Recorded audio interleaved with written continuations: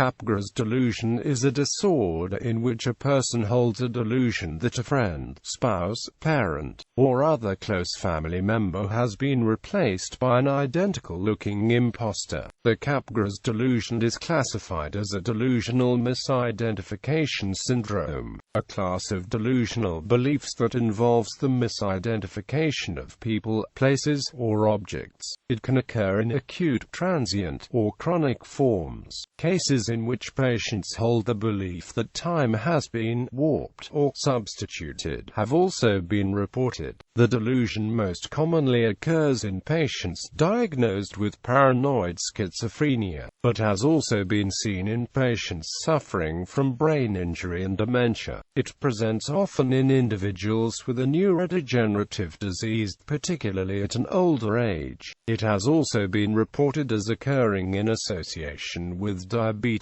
hypothyroidism, and migraine attacks. In one isolated case, the Capgras delusion was temporarily induced in a healthy subject by the drug ketamine. It occurs more frequently in females, with a female-male ratio of 3:2.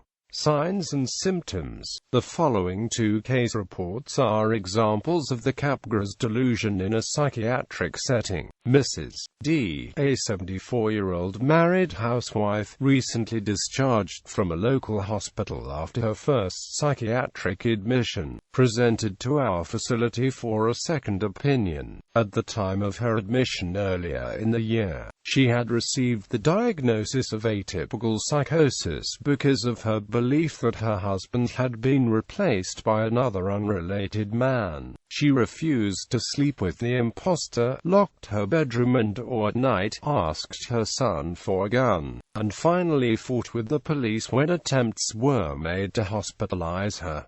At times she believed her husband was her long-deceased father. She easily recognized other family members and would misidentify her husband only. Diane was a 28-year-old single woman who was seen for an evaluation at a day hospital program in preparation for discharge from a psychiatric hospital. This was her third psychiatric admission in the past 5 years. Always shy and reclusive, Diane first became psychotic at age 23. Following an examination by her physician, she began to worry that the doctor had damaged her internally and that she might never be able to become pregnant. The patient's condition improved with neuroleptic treatment but deteriorated after discharge because she refused medication. When she was admitted 8 months later, she presented with delusions that a man was making exact copies of people's screens, and that there were 2 screens of her, one evil and one good. The diagnosis was schizophrenia with Capgras delusion. She was disheveled and had a bald spot on her scalp from self-mutilation. The following case is an instance of the Capgras delusion resulting from a neurodegenerative disease. Fred, a 59-year-old man with a high school qualification, was referred for neurological and neuropsychological evaluation because of cognitive and behavioral disturbances. He had worked as the head of a small unit devoted to energy research until a few months before. His past medical and psychiatric history was uneventful. Fred's wife reported that about 15 months from onset he began to see her as a double. The first episode occurred one day when, after coming home, Fred asked her where Wilma was. On her surprised answer that she was right there, he firmly denied that she was his wife Wilma, whom he knew very well as his son's mother, and went on plainly commenting that Wilma had probably gone out and would come back later. Fred presented progressive cognitive deterioration characterized both by severity and fast decline. Apart from CD, his neuropsychological presentation was hallmarked by language disturbance suggestive of frontal executive dysfunction. His cognitive impairment ended up in a severe, all-encompassing frontal syndrome. Causes. It is generally agreed that the Capgras delusion has a more complex and organic basis, and can be better understood by examining neuroanatomical damage associated with the syndrome. The first clues to the possible causes of the Capgras delusion were suggested by the study of brain-injured patients who had developed prosopagnosia. In this condition, patients are unable to recognize faces consciously, despite being able to recognize other types of visual objects. However, a 1984 study by Bauer showed that even though conscious face recognition was impaired, patients with the condition showed autonomic arousal to familiar faces, suggesting that there are two pathways to face recognition, one conscious and one unconscious.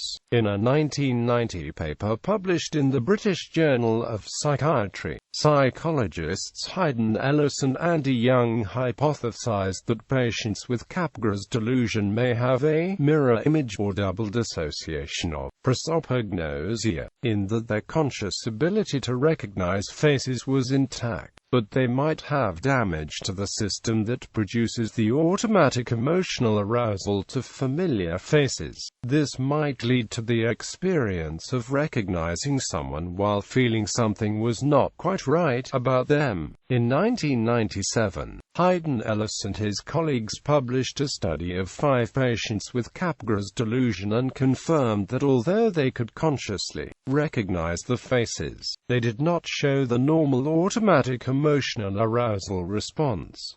The same low level of autonomic response was shown in the presence of strangers. Young has theorized that this means that patients suffering from the disease experience a loss of familiarity, not a lack of it. Further evidence for this explanation comes from other studies measuring galvanic skin responses to faces. A patient with Capgras delusion showed reduced GSRs to faces in spite of normal face recognition. This theory for the causes of Capgras delusion was summarized in Trends in Cognitive Science. William Herstein and Vilanur S. Ramachandran reported similar findings in a paper published on a single case of a patient with Capgras delusion after brain injury. Ramachandran portrayed this case in his book Phantoms in the Brain, and gave a talk about it at 2007. Since the patient was capable of feeling emotions and recognizing faces, but could not feel emotions when recognizing familiar faces, Ramachandran hypothesizes that the origin of Capgras syndrome is a disconnection between the temporal cortex, where faces are usually recognized, and the limbic system, involved in emotions.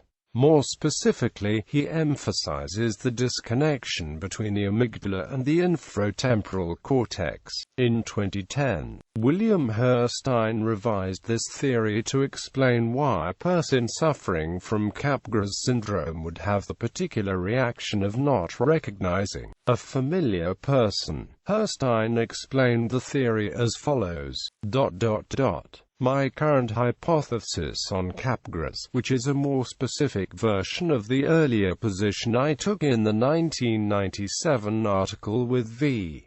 S. Ramachandran. According to my current approach, we represent the people we know well with hybrid representations containing 2 parts. One part represents them externally, how they look, sound, etc.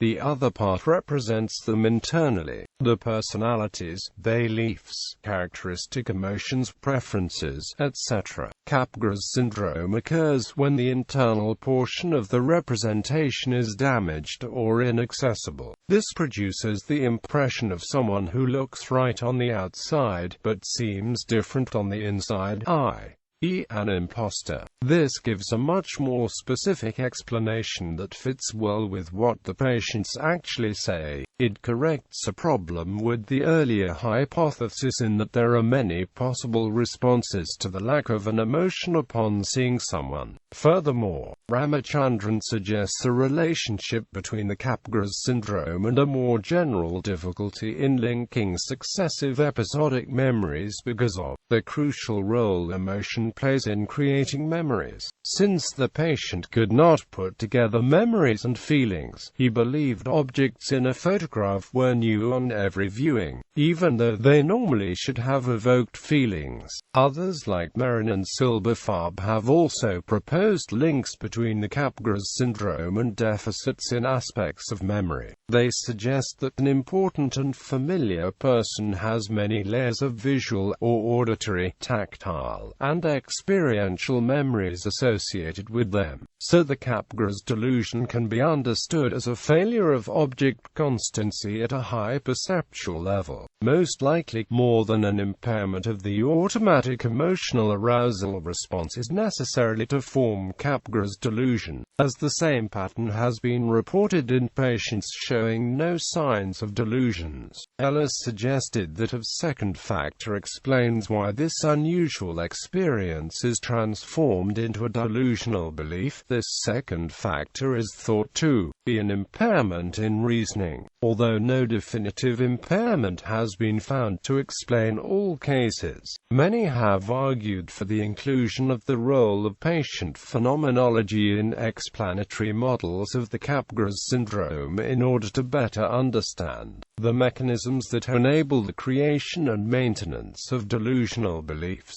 Capgras syndrome has also been linked to reduplicative paramnesia, another delusional misidentification syndrome. Since these two syndromes are highly associated, it has been proposed that they affect similar areas of the brain and therefore have similar neurological implications. Reduplicative paramnesia is understood to affect the frontal lobe, and thus it is believed that Capgras syndrome is also associated with the frontal lobe. Even if the damage is not directly to the frontal lobe, an interruption of signals between other lobes and the frontal lobe could result in Capgras syndrome. Treatment. Individual therapy may be best suited to treat the individual's delusions. Persistence is needed in establishing a therapeutic empathy without validating the patient's delusional system or overtly confronting the system. Cognitive techniques that include reality testing and reframing can be used. Antipsychotics and other therapeutic drugs have been used with relative success.